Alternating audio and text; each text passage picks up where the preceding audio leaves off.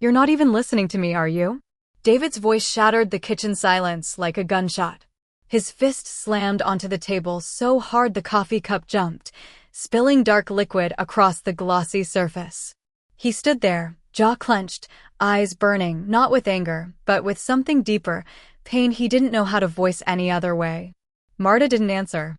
She just stood at the sink, her back to him, hands moving slowly under the warm stream of water. The water kept flowing, as if nothing had happened.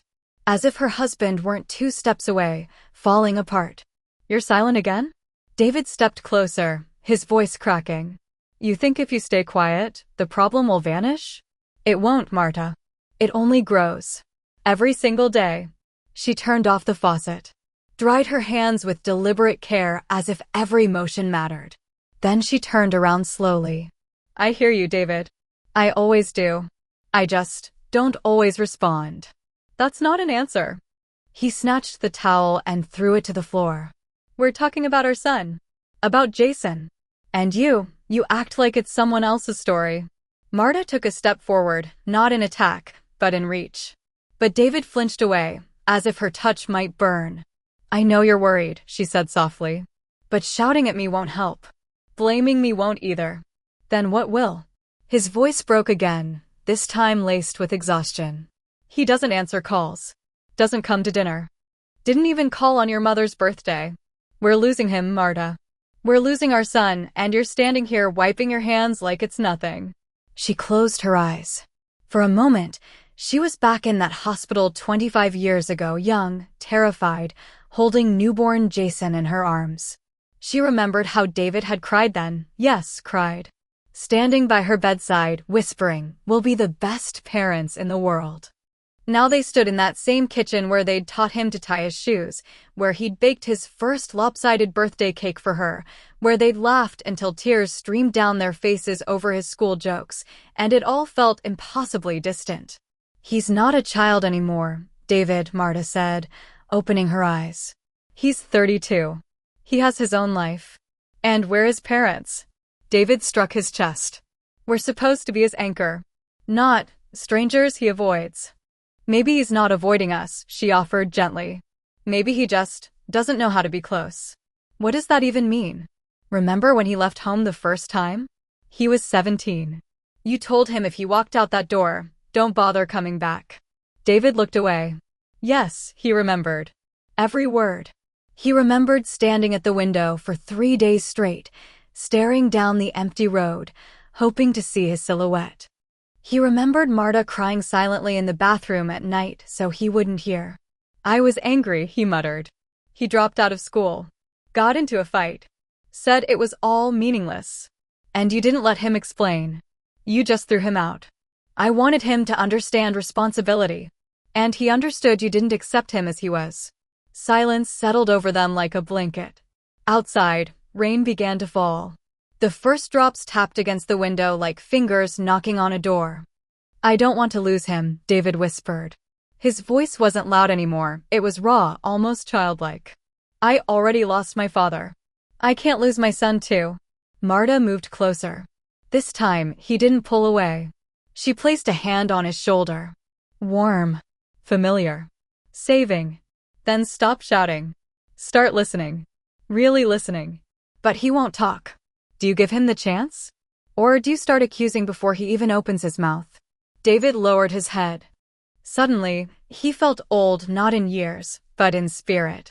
As if all these years he'd been running forward without noticing the cracks he left behind, now threatening to swallow everything. I don't know how, he admitted.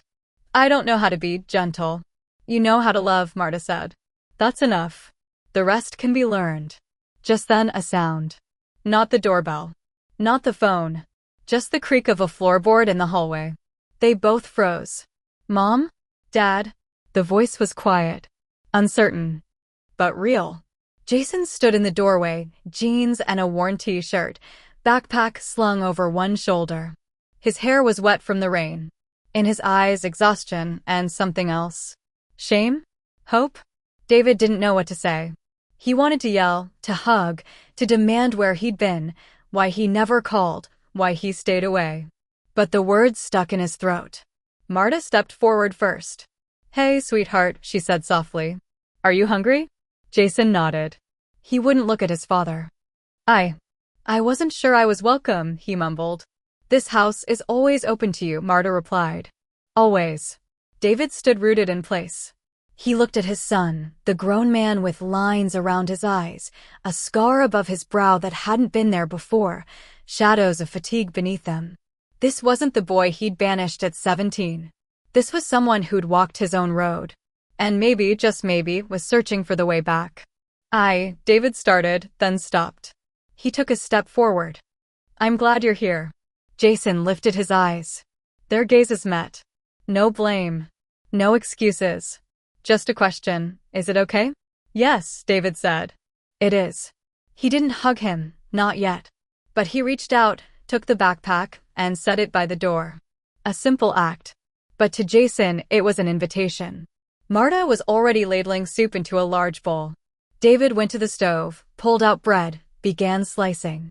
His hands trembled, but he didn't stop. I quit my job, Jason said suddenly, sitting at the table. David paused, then nodded. I see. Why? Wrong place. Wrong people. I felt empty. And now? Now. I don't know. But I thought, maybe it's time to return to what mattered. He looked at his parents. At the kitchen. At the family photos on the fridge of them, through the years. At the old clock that always ran 5 minutes slow. At the mug that read World's Best Dad, given to him at age 8. I missed you, he added quietly. Marta placed a bowl in front of him, then sat beside him. David remained standing, but now closer. We missed you too, he said. Every single day. They ate in silence. But the quiet wasn't hostile anymore. It was alive. As if the house had started breathing again. Later, after Jason went to sleep in his old room, still untouched, Marta could never bring herself to clear his things. David and Marta sat on the porch, listening to the rain. You were right, he said. I wasn't listening. You were listening, she corrected gently. Just not to him, to your own fears. And now? Now you get to start over. Not as the perfect father. Just as a father. He took her hand. She didn't pull away. The next morning, Jason helped David fix the old fence. They barely spoke. But every gesture, the passing of a tool, the shared effort to lift a board, was a word. No shouting. No blame. Just together. As the sun began to set, Jason said quietly, Dad, I'm sorry I didn't call. David looked at him. In his son's eyes, no defiance, only sincere regret. I'm sorry too, he replied, for not letting you come back sooner. They stood by the fence they'd built together when Jason was 12. That fence had long since weathered. But today, they'd repaired it. Not perfectly, but enough to hold. Sometimes that's all it takes.